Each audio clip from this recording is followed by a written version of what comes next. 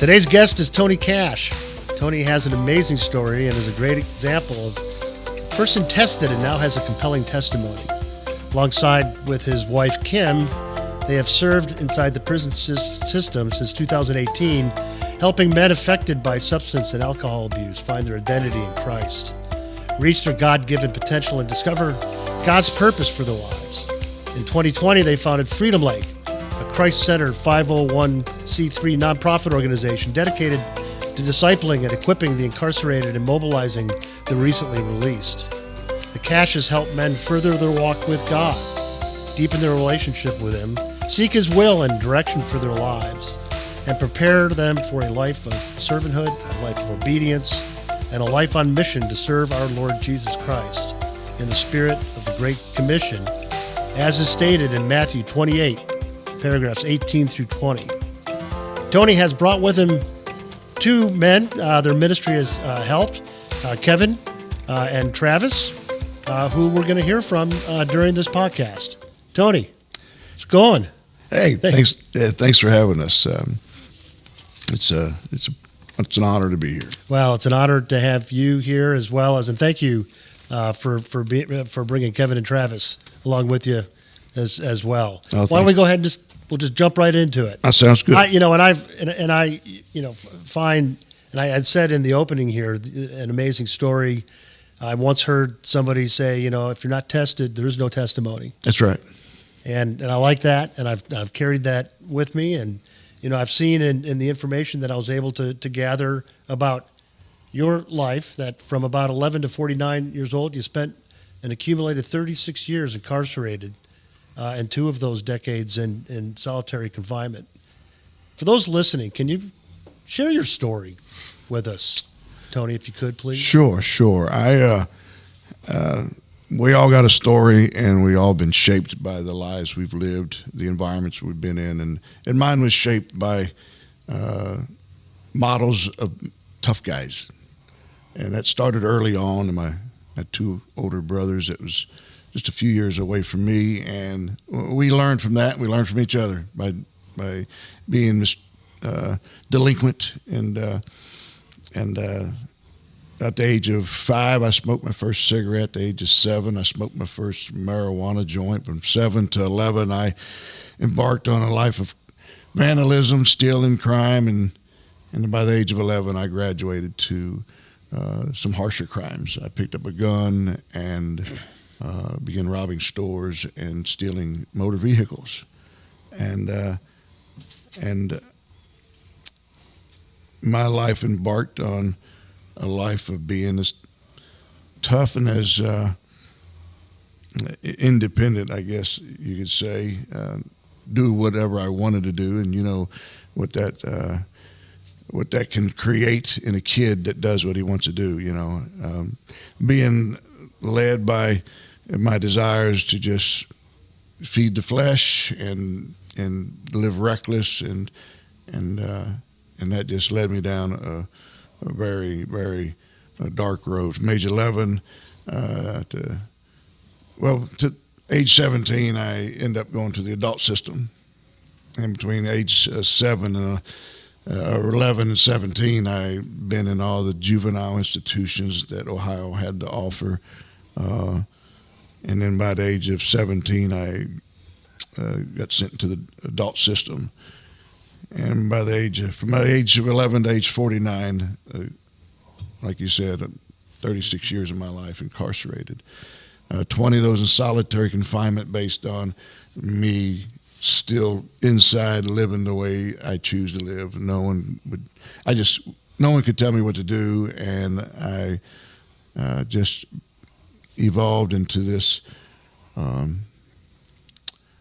malicious, violent, ignorant man. And I look back now and say, how could I not see what I see today? When you don't have the eyes to see, you just don't. And many of the people that we see in the world that is just running down that hard road, and others don't get it, well, they don't understand what that person's been through. We are all a product of our environment, and till you know their story, You can't understand why they've been down that. And I said I was raised around tough guys, and well, my father was a tough guy. His brother was a tough guy. The beatings I got as a kid shored it, and it made me even tougher.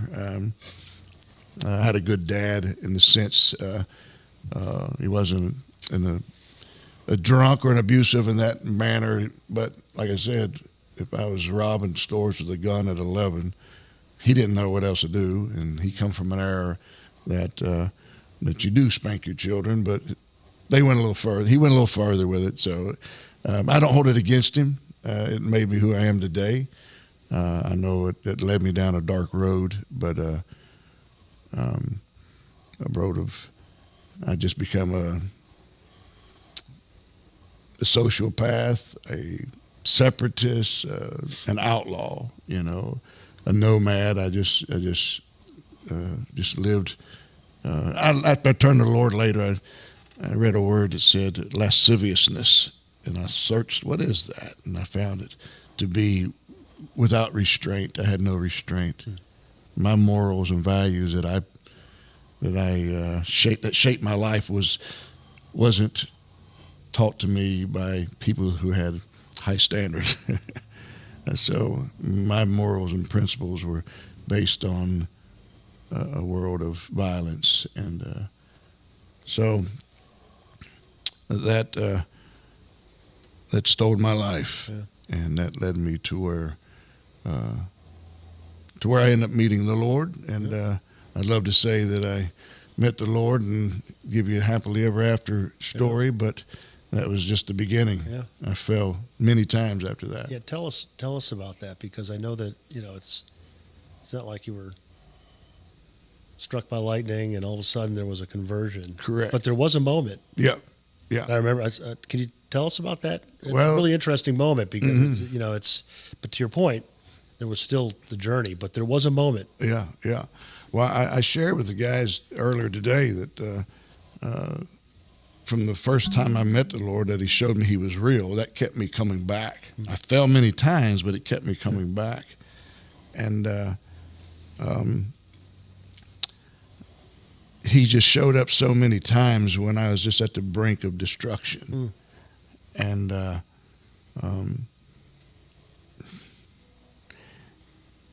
it's hard to. Well, I'll tell you, it's such a journey. Like I said, I came to know the Lord, and then I fell at least 25 times. I got 25 mug shots that the 700 Club did my story, and they wanted me to get some pictures or something from my past. I didn't have none. I looked up my name and mug shots, and the only mug shots that showed up was the ones that was from that time that I've come to know the Lord and the time that I finally surrendered, which was an 8-year period. So in an 8-year period, I got 25 mug shots, and every 25 times I grabbed a Bible, and I just couldn't function. I would make it. I thought I'm doing good, and I'd fall again. I just couldn't make it. And when I surrendered the last time, for the last time, that was when the Lord really, really set me free. And I think that was the major part of my story, was that time that I finally surrendered. I was laying in solitary for the last time. My father died the year before. I was my physical being was shot from the things I was doing to it with drugs and how I was living, and I didn't share with you. It was at a moment when you asked me to share that moment. The very first moment that the Lord entered my life was when I was at the end of my rope, where I told myself, I blamed the world and the system for my life. I told myself that I would pay them. I always had this revenge, pay the ones back that made me the way I was. So I took on this mindset of suicide by cop killing. I blamed the system and the police and anybody of authority, and that's where I was at that brink of getting ready to do that. I was back in jail, and And I just was giving up. I was going to take a guard's life. And I know that if I did, that they would take mine. It's everyone in America knows you don't take a cop's life. They're going to take yours, whether they do it right there on the spot or on death row. Yeah. So that's where I was at. I was in the process of busting a bucket apart to get a rod out of it, a mop bucket, ringer, to manufacture a weapon and fake a seizure. When the guard come in, I was going to take his life, and in the process of doing that, it was like as clear as I'm talking to you now, or just as clear as I see you right now, that I knew that God was in there in that moment. I was in a shower area. It was just me and the Lord in that mop bucket, and I looked up at the light. And it was as if there was a light in that room, and I looked up as if he was shaking his head, looking at me and shaking his head. And I just looked up and said, then do something, because I can't. I just felt like I couldn't stop myself. And about that time, somebody in the cell said, who wants this Bible? They was cleaning the cell. And you heard them from the outside. Right, from the outside. And so that wasn't just some voice. That was actually somebody. That was actually somebody. Somebody out there saying that, said, just at that time. Exactly. And they was cleaning up out there, and it was on the table, and they picked it up and said, hey, who wants this Bible? And this is when I heard God speak. He said, come to me. And just as clear as I'm saying it, I heard it, and I did it on about face, and walked out of that shower and grabbed that out of the guy's hand before he even lowered his hand. I snatched it out of his hand, and that began my journey. There's a whole lot more to that, but from then on, I failed all those times. I would learn, I would grow, and then I'd fall. And it was the final surrender some years later, about 11 years later, incarcerated again. And when I said I was in solitary, and my father died a year before, and I was at the bottom of the barrel again, then the chaplain came and told me that my mother died. Oh. So now I really didn't have nothing to care for, and my mind went back to that death by suicide by cop killing, and that's when the last big moment in my life when I experienced God. It was like he grabbed my shoulders and pinned me to that bed and said, I saved you from that. Is that what you want? And I looked up again, like I was looking into the light of the cell. And I knew in my heart that very moment that I surrendered everything. I said, I'll never let you go again. You didn't save me for me to keep falling. I don't care what you take from me. I'll never leave you again. And that's when I surrendered, and I began to grow in ways I never had before. I didn't just surrender my words and my actions. I surrendered even my thoughts. And that's when I began dealing with what was inside me. I want to ask you one thing before we move on from this, and thank you for sharing that. It's said that the Lord will not give us more than we can handle. That's right. You believe that? Oh, absolutely. I mean, you experienced that. Absolutely. And every time you experience it, you maybe even went further. That's right. You know what I mean? But, you're nailing it, because every time when I surrendered that time, I began to grow in ways I never did before, but because I'd been learning things I didn't realize I was actually learning. He gave you more. Yeah. And then please, thanks. Right. I'm improving here. Don't give me any more. Right. But when I surrendered, it's like that last time, it was like everything clicked, and he began to teach me what I do now, discipling and teaching others. Begin to teach me the things it takes to renew your mind, to grow spiritually, how to fight your battles, where your battles are. All these different programs, they're not dealing with the men inside their being, inside their soul, inside their spirit. A lot of their focus is on the basic things, the elementary things, per se, like food, clothes, shelter, jobs, transportation. Well, most of these men have had jobs, transportation, food, and clothes. It wasn't enough. I had all that in my lifetime. There was something had to give, and that was a surrendering to the Lord. Yeah, let's talk about that, and because I want to shift, and I do want to get to Kevin and Travis as well. Sure. We got time for that, but the mission that you all have and the mission that we have, really, there's differences, but there's a lot of similarities. Correct. And in terms of what we do in terms of our housing and feeding and supporting. Now, many of the folks that we're dealing with have different challenges. Some have been incarcerated. Others may be vets returning from Afghanistan or Iraq, or had returned from Vietnam many years ago, or individuals that are fleeing domestic abuse. So they're all coming with their own individual story. Right. Talk to us about what you and your wife are doing to do what you're describing, because for us, in many ways, it starts with the basic. Right. Coming off the street, we're going to house you, because if we don't, you're going to die on the street. You're right. We're going to feed you. Then all that other stuff, whatever that is, that's where we start to wrap around if the individual wants. That's the key. If the individual wants. But tell us about what you all are doing in your ministry and how it got started. And then I want to hear from Travis and Kevin about their own story and how they're being helped by you guys. Sure. Now what we do is we're creating a model that can be reproduced. And that model is inside and out. Right now we're dealing with the incarcerated, but the discipleship is for anybody, whether you're incarcerated or not. Yeah. So, well, you can be incarcerated. I mean, don't take this the wrong way, but you can be incarcerated in many different ways. Oh, absolutely. You're absolutely right. I mean, I'm not taking away from your experience. Absolutely right.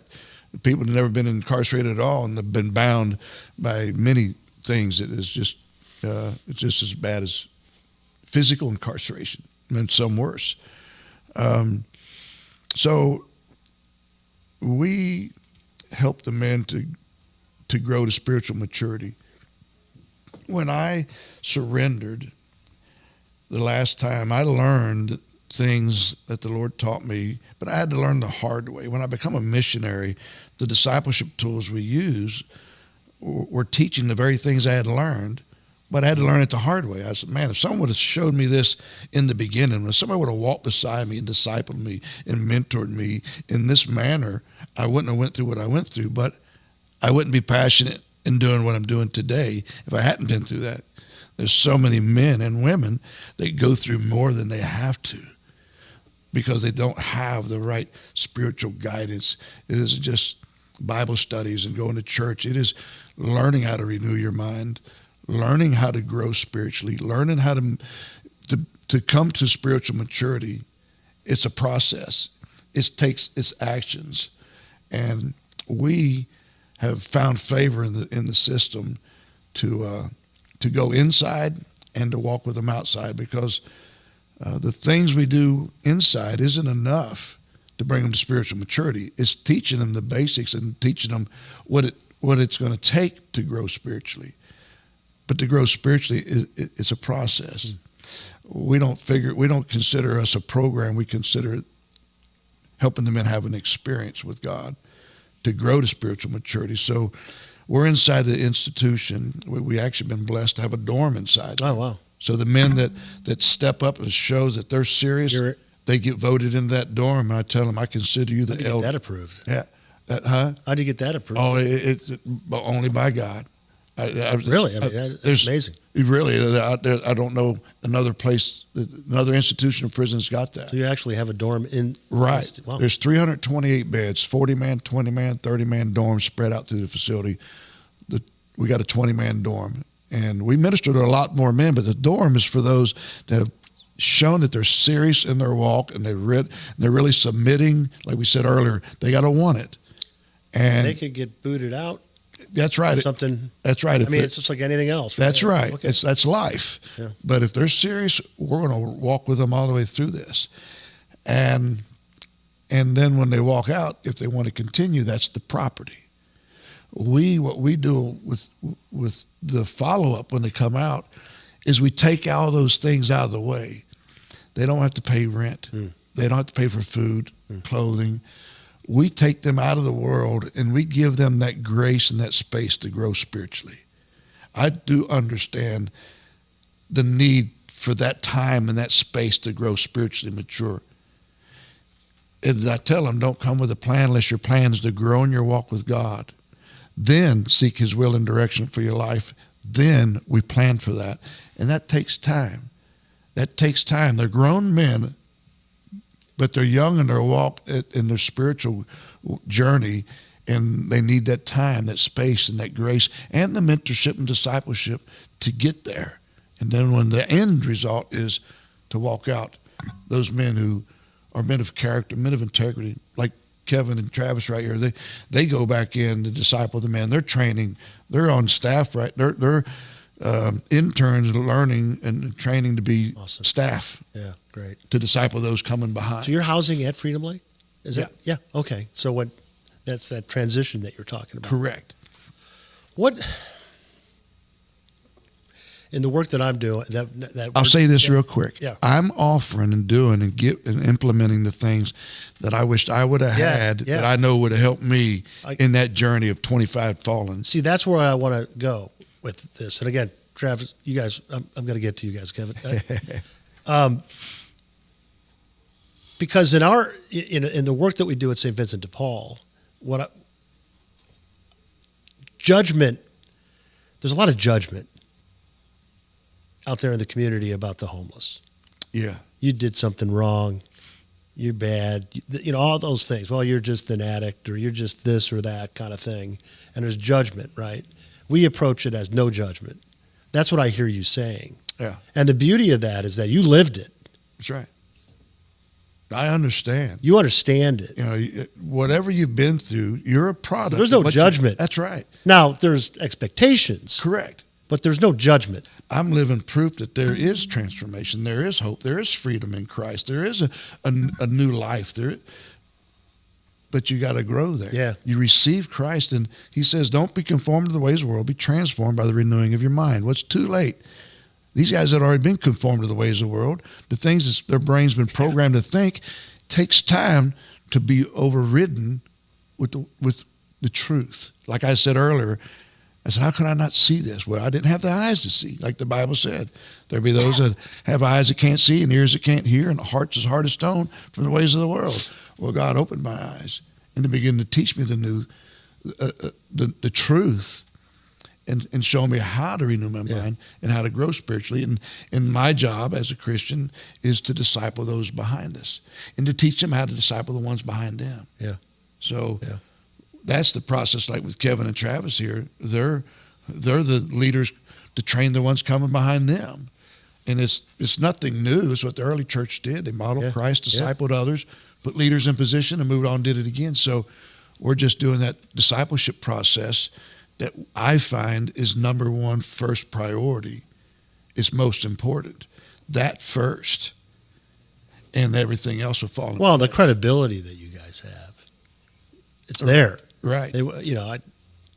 I would have a really high road to hoe to get any kind of credibility. Right. Because I didn't experience right. those things. Absolutely. I mean, so I can imagine that. So, Kevin, I want to turn to you. Tony, you're great. Thank you so much. Tell us about your journey with Freedom Lake, and I'm also, I didn't realize that you guys were then from a succession planning internship, all that kind of stuff. Love to hear about that as well and your experience with that. But tell us about your journey with Freedom Lake and what it's meant to you. Being with Freedom Lake is my life has done a complete 180. A few years ago, I was jumping out of a garbage can with a needle in my arm, addicted for 20, 25 years, and I didn't have a life. I was bound down with drug addiction, just the lifestyle. I couldn't get out of it. I didn't know how to get out of it. And by God's divine intervention, he picked me up and put me in timeout. I went to jail. I didn't want to go to the facility I was going to, but they sent me there, and I met Tony, and I related to his story. I mean, it sounded like he was telling me my story, but it was his testimony. And I was like, wow. So, I kept coming down, and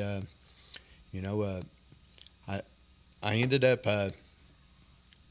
moving into Tony's home. He invited me into his home after I got out.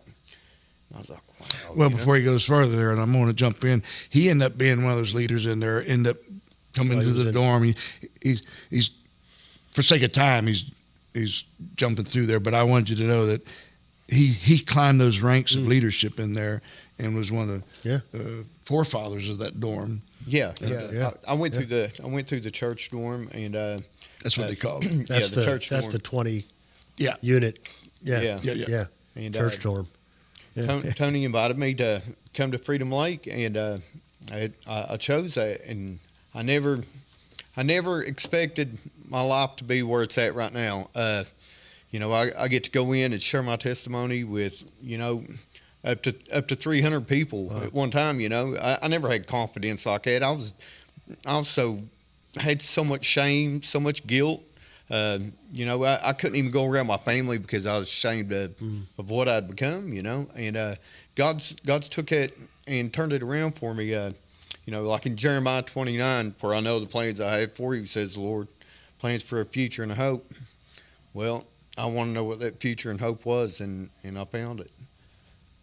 Tell us about the internship and what you're going through and that process, and that's awesome. Yeah. Well, the internship, you come through Freedom Lake, and it might be 6 months.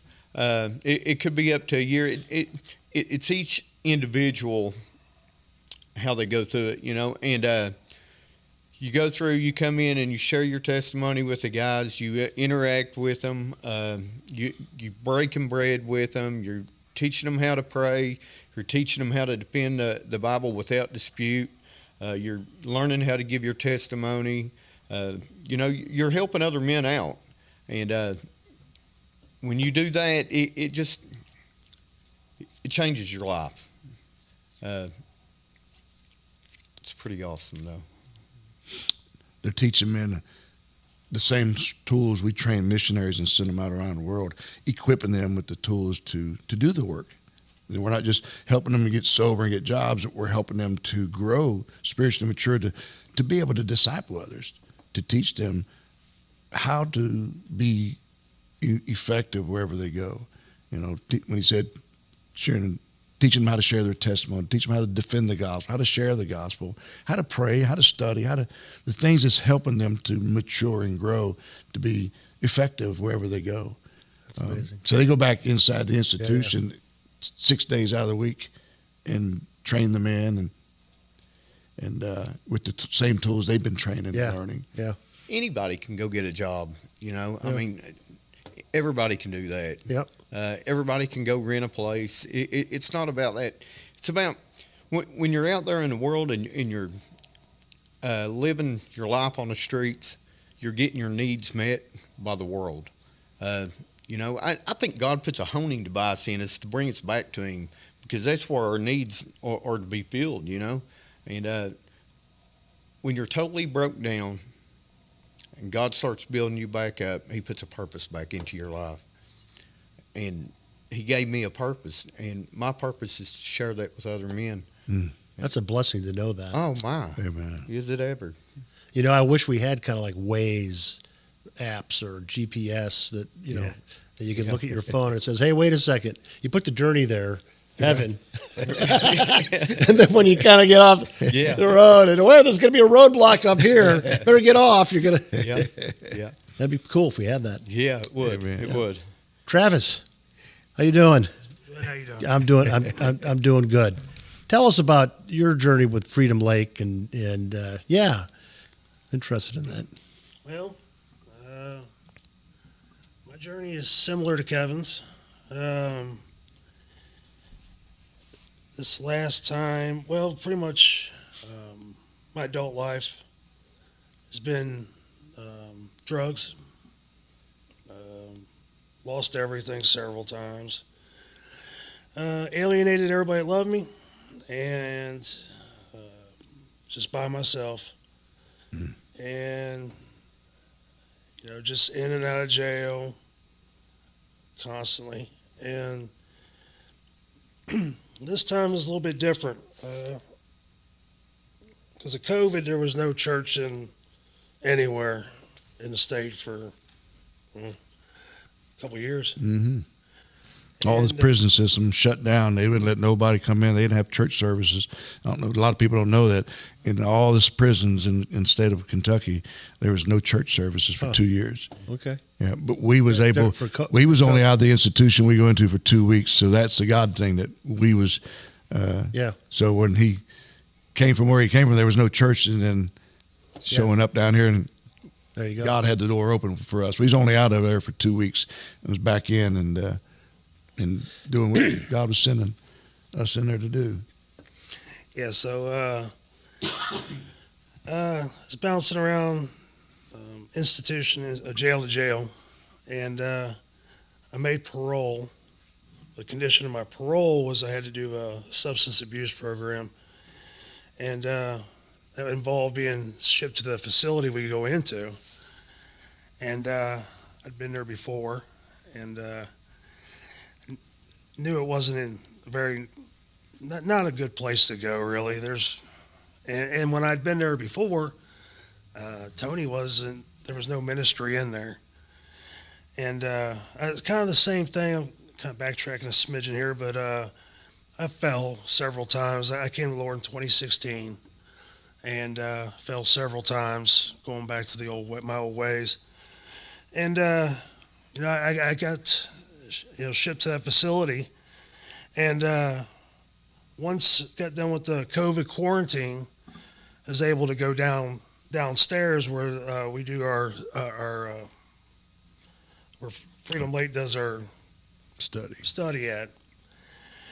And kind of like Kevin says, I related to Tony's testimony, and I've heard one of our guys before said, when I first heard it, like, there ain't no way. He's either full of crap or the Lord's amazing. So Maybe a little bit of both. Yeah. Anyway, That was good. so I kept coming down, and it's started to feel a love that I ain't had in a long time. Probably because I didn't give it out either. Love from the people around you. Yeah, having people loving on you. Yeah. Coming from our background, and that doesn't happen That can unless kind of be somebody wants scary, something. maybe. Yeah. Like, what do you want? Yeah, exactly. What do you want? What are they up to? But it's the more I came down, the more I realized it was legit. And kind of like with Kevin, the same thing with Kevin. Worked.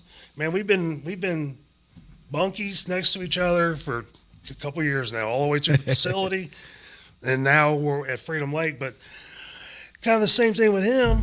Worked our way through. My way through the program, and became a leader in there. And God opened the door for me to continue on with Tony on the outside. And man, it's been amazing. Got relationships back with my sisters. Nice. That's only God on that one. Yeah. And it's just finally got a purpose. And each day, man, it gets more and more amazing to be able to share the love that I've been given, to be able to serve like Jesus calls me to serve. And man, it's not only is it having my life back, this is a life I didn't even know was possible. Mm-hmm. Even when I wasn't strung out, I wasn't telling people about Christ. I wasn't loving like Christ did. It was always self-centered about me. And man, being a servant of the Lord, and it's just that living waters that flow through me, and I get to see it in other people's lives. And the opportunity to become an intern and follow the lead that Tony provides for me, it's from the Lord. through my mentor Tony, and I get to be that lead to help guys inside the facility when to continue on when they get out and be productive members and feel, man, just to be able to lead their household with the spiritual wisdom and the freedom that comes with Christ and only with Christ. The lives that you guys are saving in so many different ways, not just the men that you're working with, but you just mentioned your two sisters. Mm-hmm. Yeah. Their lives were impacted. Absolutely. Before and now, with you reconcile, however that is, that's a beautiful thing. You start to multiply that and say, for every person, how many different lives will that impact? Yeah. It's more than two. Yeah. Right? Yeah. I two things I'll throw in there. One, for those in the world that we came from, in the drug world, the criminal world, when I say this, they'll know. Wow, yeah, he's really been through it.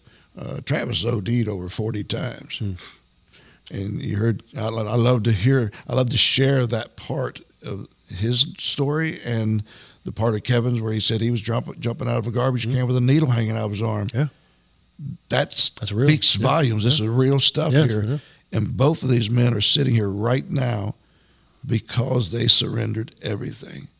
They submitted to go to the leadership of the ministry, which is led by God's Word. We dig into God's Word every day.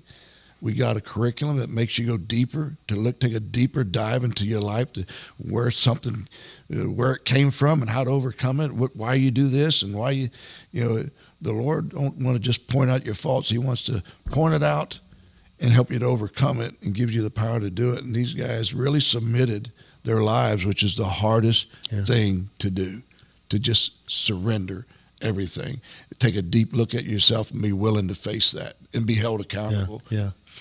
Let's do this. Thank you for that, and thank you all for your great testimony and sharing. I want to finish. We got just a minute or two here, and just go to each of you and think about most of the listeners to this podcast are not going to have experienced the things that we just talked about. You're right. And I'm not saying that none of them have, or that they don't have family members that have, but I venture to guess that most maybe have not. But with that said, as we were talking before, you can be handcuffed, incarcerated in many different ways, mentally, and That's right. through abuse, through just whatever could be out there. And again, that is in no way taking away from any of the experiences that you guys have had. If you were to provide advice to our listeners that are trying to break that really bad habit, that really bad thing that is constraining them, and what would be, just real quick, just a sentence or two, what would your advice be for them to just try to kind of, we're sitting here in New Year's, right? With all kinds of people got resolutions, going to the gym and doing all kinds of stuff. I'm trying to personally take those things out of my life that take away from those moments that really do matter.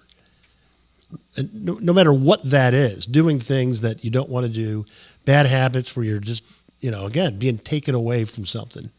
Maybe you have too many drinks and you sleep in late and you miss something. I mean, there's all kinds of habits like that folks have. Travis, we'll start with you. What advice would you give our listeners in terms of just breaking those, as we're getting into the new year, those bad habits? Mm-hmm.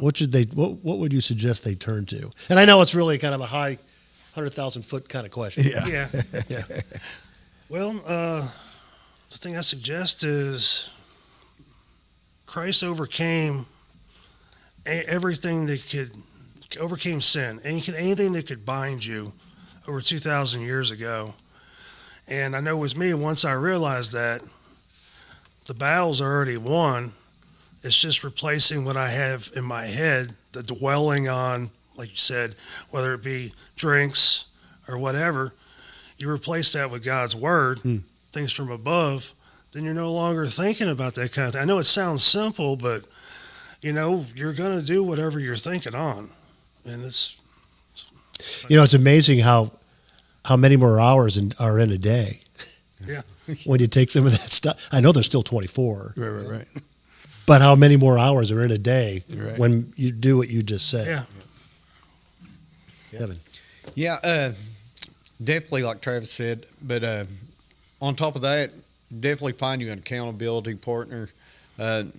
Keep yourself accountable for what you're doing throughout the day. You know, if it wasn't for my accountability team, who knows where I'd be right now. But definitely take it to the Lord and get an accountability partner. Love it. Awesome.